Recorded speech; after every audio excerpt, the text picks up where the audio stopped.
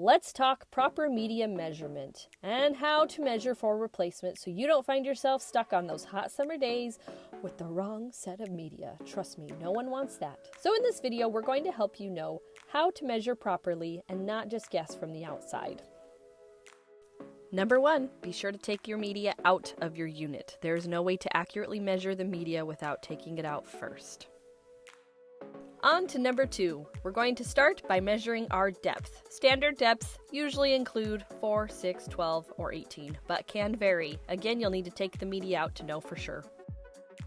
Number 3, the width measurement. Make sure you get the full width measurement. That means measuring all the pieces, keeping in mind that some may be covered by the unit itself, so you'll need to factor that in as well.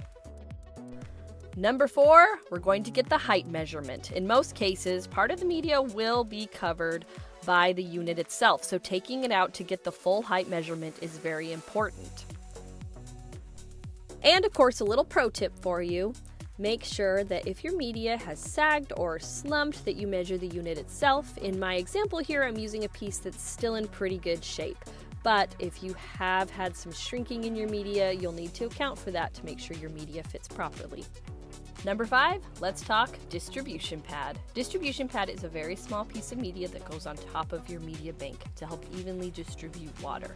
If you need distribution pad, you'll need to do the proper measurements for that as well.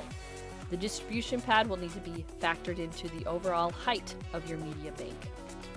On to number 6, looking at the unit as a whole. Now we can step back and see the full measurements for our unit. When recording sizing, always specify or label which is the depth, which is the width, and which is the height.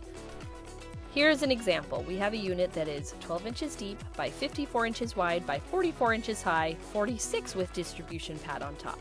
ATEC will send me a quote or media for 4 pieces, 12 by 12 by 44, and 1 piece cut to 12 by 6 by 44, making up that 54 inches wide, and a piece of distribution pad that will measure 2 inches deep by 12 inches wide by 54 inches long to match the overall width.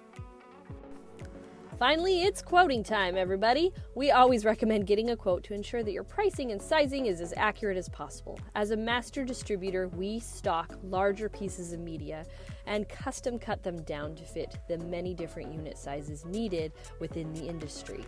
So, for example, say we have a unit that is 18 inches deep by 140 inches wide by 55 inches high, 57 inches with distribution pad included. They need cellulose media, so that's the material we're going to use.